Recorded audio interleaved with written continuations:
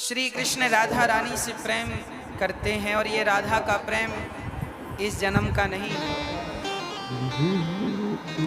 राधा और कृष्ण तो अनादि समय से साथ हैं और ये सुंदर सी बाल लीला केवल आनंदित करने के लिए है हमें। बस एक बार भगवान ने मिट्टी खाई, सखियां बोली मैया तेरे लाला ने माटी खाए ली। मैया बोली चौरे लाला तेने माटी खाई? कन्हैया बोले ना मैया मैंने तो माटी ना खाई। मुंह खोल। मुंह खोला तो इतने से मुख में पूरा ब्रह्मांड नजर आया। ये लीला क्यों? इसलिए कि किसी को भगवान पर संदेह ना हो, भगवान की भगवत्ता पर किसी को संदेह ना हो कि ये कैसा भगवान की मक्खन चुराता है। अरे यदि ये मक्खन चुराने की ताकत रखता है तो ये अपने छोटे से मुख में ब्रह्मांड दिखाने की भी ताकत रखता है। ये परमात्मा है, संदेह ना कर लेना। इसलिए भगवान को मुंह खोल के दिखाना। मना कर रहे हो। परीक्षित ने प्रश्न किया कि गुरुदेव आखिर कौन सा पुण्य किया है यशोदा ने, नंद बाबा ने? तब कहा कि देखो जिस परमात्मा की एक झलक कोई देख नहीं पाता, आज वो भगवान माँ यशोदा की गोद में बैठकर दूध पी रहा। एकदा गृहदासी यशोदानंद गेहिनी कर्मांतर नियुक्तासु निर्ममंत स्वयं दधि।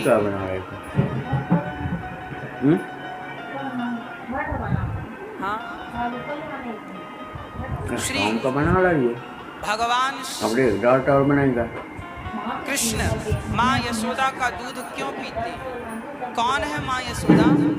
माँ यशोदा पिछले जन्म में धरा नाम की स्त्री थी, इनका नाम था धरा। माँ यशोदा जो इस जन्म में, ये धरा जंगल में भगवत भजन किया करती थी।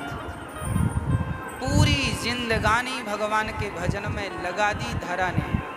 कोई सुख नहीं चाहा संसार का, ना तो कोई सुख की कामना थी। देखो एक व्यक्ति वो होता है जिसे सुख की कामना होती तो है पर उसे मिलता नहीं है ना। अब जैसे साधु है, साधु को शादी करनी ही नहीं है, उसे चाहिए ही नहीं स्त्री। और एक आदमी है वो भी उसी साधु की उम्र का है पर रो रहा है, बोले मेरा विवाह नहीं हुआ। तो दोनों के पास स्त्री नहीं है। 40 साल का साधु है और 40 साल का एक व्यक्ति है, पर साधु को चाहिए ही नहीं और उसे चाहिए तो पर मिलती ही नहीं। मतलब उसके भीतर इच्छाएं हैं, चाहत है पर मिल नहीं रहा, और साधु के अंदर चाहत है ही नहीं। तो आपके जीवन में जिस चीज का अभाव है उस जगह भगवान का भाव रखिए, और जो नहीं मिला उस पर जरूर आपकी भलाई थी, इसलिए विधाता ने नहीं दिया। भगवान का भजन करो, मन भोगों में ना लगाओ। एक बार नारद जी का भी मन हुआ था हम भी शादी कर लें। पसंद भी आई थी एक लड़की, नाम था विश्वमोहिनी। करने गए थे शादी, पर भगवान, देखो नारद जी को लग रहा था शादी हो जाए, हमारे भी बच्चे बच्चे हो, हम भी थोड़ा आनंद करें। पर भगवान को पता था कि इस शादी में इनका नुकसान होगा, तो भगवान ने होने ही नहीं दी। बंदर का मुंह बना के भेज दिया नारद जी। इसका अर्थ यह है कि आपको नारद जी को पत्नी नहीं मिली, इसमें नारद जी की भलाई छिपी थी कि नहीं? वो भजन करते हैं आनंद से और कहाँ शादी में उलझ रहे हैं, कहाँ ये जंजाल में पड़ रहे हैं। तो नारद जी को बाद में पता भी चला कि मैं गलत चला गया, मेरा माइंड खराब हो गया था, बुद्धि, पर भगवान ने बचाया।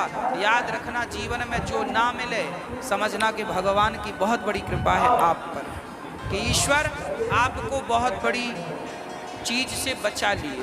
कई लोग रोते हैं नहीं मिला नहीं मिला। पत्नी नहीं है तो लोग रोते, अरे काहे को रोते हो, भगवान में मन लगाओ। साधु संतों के भी तो पत्नियां नहीं है, वो तो मस्त भगवान का भजन कर रहे हैं, तुम भी बन जाओ साधु।